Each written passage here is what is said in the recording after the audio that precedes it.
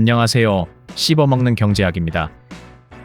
중국이 전 세계에 깔아놓은 2100조 원짜리 제국이 지금 내부에서 무너지고 있습니다. 그리고 그 빈자리에 조용히 우리나라가 들어가고 있습니다. 시작은 30초짜리 음성 파일 하나였습니다. 2025년 12월 28일 인터넷 어둠의 채널에 짧은 녹음이 올라옵니다. 기다리는 자에게 내일은 가깝다. 그러니 기다려라. 우리도 기다리고 있으니. 영화 속 대사처럼 들리지만 이건 알카에다 아라비아 반도 지부 수장이 직접 발표한 공식 성명이었습니다. 그들은 중국을 이교도 정권으로 규정하고 유와 바다를 가리지 않고 모든 이익을 파괴하겠다고 선전포고를 날립니다. 1990년대 오사마 빈 라덴이 미국을 향해 거의 똑같은 말을 했습니다. 그리고 몇 년 뒤 세상은 9.11을 겪었습니다. 이번엔 표적이 미국이 아닙니다. 바로 중국입니다. 오늘 이 영상은 단순한 인권 이야기가 아닙니다. 왜 이 전쟁이 시작됐는지, 왜 하필 중국이 표적이 됐는지, 그리고 이 불길이 어떻게 대한민국의 기회로 연결되는지 실제 보도된 자료를 바탕으로 하나의 흐름으로 풀어드리겠습니다. 왜 이슬람 무장단체들이 중국을 향해 총구를 돌렸을까요? 답은 중국 지도 맨 왼쪽 끝에 있습니다.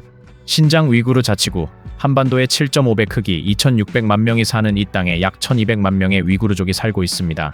언어도, 종교도, 생김새도 다른 이들은 중국 안에 있지만 사실상 또 다른 민족입니다. 투르크어를 쓰고 이슬람을 믿고 외모는 중앙아시아에 가깝습니다. 중국은 1990년대부터 이들을 눌러왔고 2014년 시진핑이 직접 칼을 뽑습니다. 엄타 캠페인 강하게 때려잡겠다는 대대적 단속이 시작된 겁니다. 2017년 이후엔 신장 전역에 직업훈련센터라는 이름의 시설이 들어섭니다. 중국은 기술교육시설이라 했지만 2022년 유엔 조사는 달랐습니다. 심각한 인권 침해가 확인된다. 직업교육보다 사상교육이 중심이었고 외부 연락이 차단된 채 장기간 수용되는 구조였습니다. 숫자는 더 충격적입니다. 이 시설을 거쳐간 인원이 최소 100만 명 이상, 이후 공장으로 배치된 강제노동 건수는 약 300만 건, 위구르 인구 1200만 명 중 4명 중 1명꼴로 강제노동을 하고 있다는 뜻입니다. 부모가 끌려간 아이들은 한족 기숙학교로 보내집니다.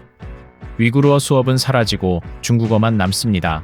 강제 피임과 불임 시술로 신장의 출생률은 2021에서 2022년 사이 거의 0%까지 떨어졌습니다. 2021년 영국 위구르 트리뷰널은 판결을 내립니다.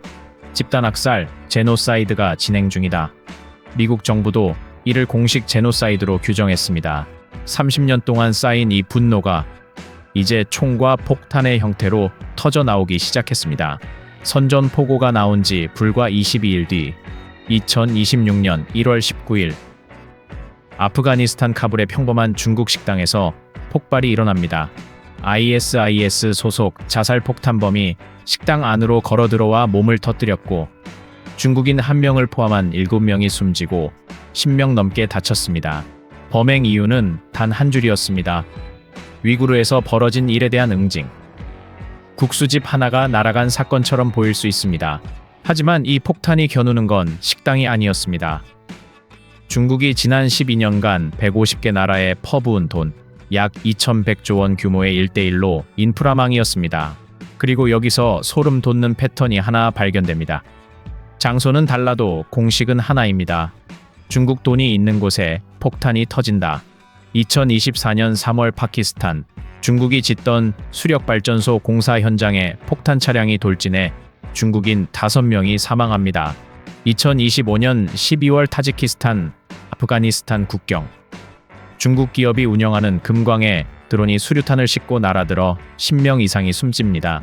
아프리카에선 이슬람 무장단체 알샤바브가 중국 대사관 직원을 겨냥한 폭탄 테러를 저지르고 중국 건설사 차량을 직접 습격합니다.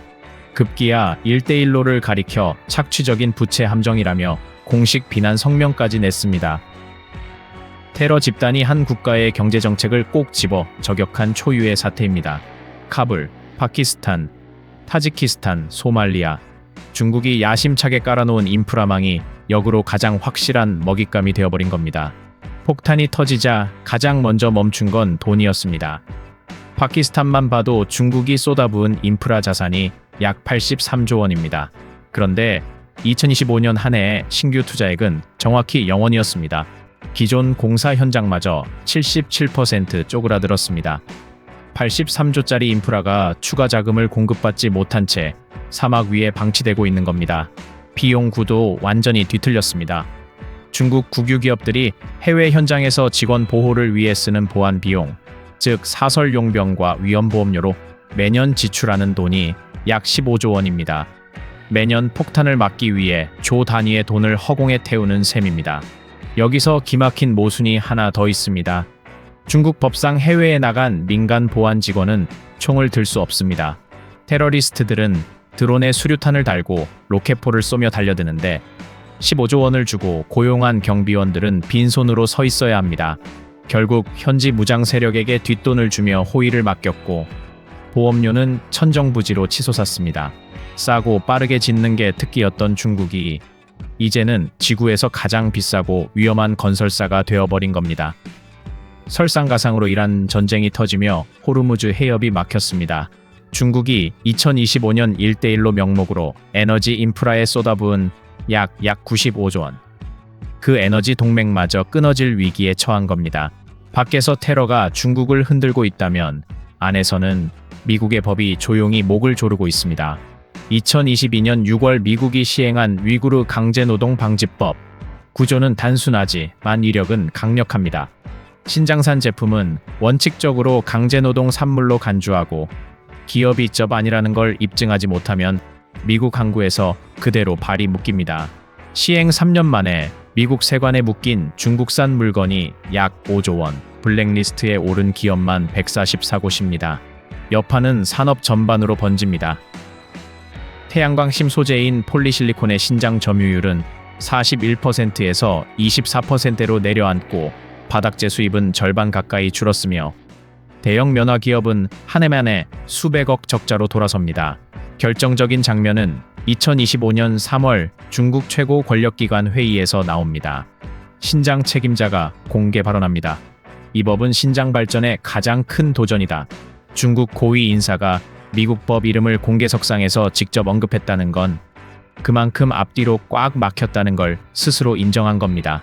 테러, 보안 비용, 미국의 법, 세 방향에서 동시에 압박이 들어오고 있습니다.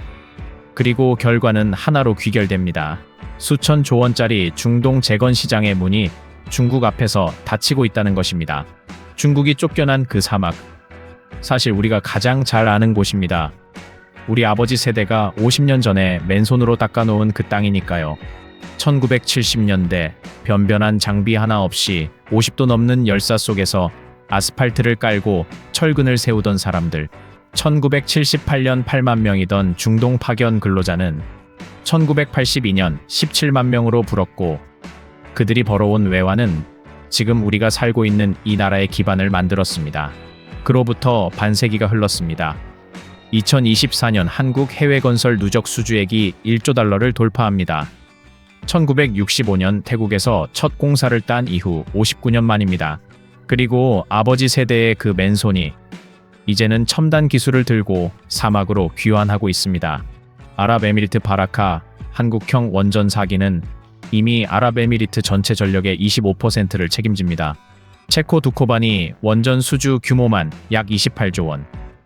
카타르에선 탄소 포집 설비까지 수주하며 단순 시공사를 넘어 에너지 시스템 전체를 설계하는 파트너로 진화했습니다. 2025년 한국 해외 건설 수주는 472억 달러, 11년 만에 최고치입니다. 예전처럼 도로 하나 닦고 빠지는 하청 구조가 아닙니다. 발전소를 올려 전기를 돌리고 도시의 뼈대와 혈관을 통째로 심어주는 인프라 총괄 지휘자. 체급 자체가 달라진 겁니다. 30년 전 중국이 위구르에 뿌린 탄압의 씨앗이 오늘 2100조짜리 제국을 스스로 무너뜨리고 있습니다. 보이지 않던 보안 비용이 경쟁력을 갉아먹고 미국의 법이 수출을 틀어막고 전쟁이 에너지 동맥을 끊었습니다. 세 겹의 장벽에 막혀 중국이 물러선 그 자리에 50년 전부터 그 사막을 알아온 우리나라가 들어서고 있습니다. 오늘도 씹어먹는 경제학, 끝까지 시청해 주셔서 감사합니다. 구독과 좋아요 한 번씩 부탁드립니다.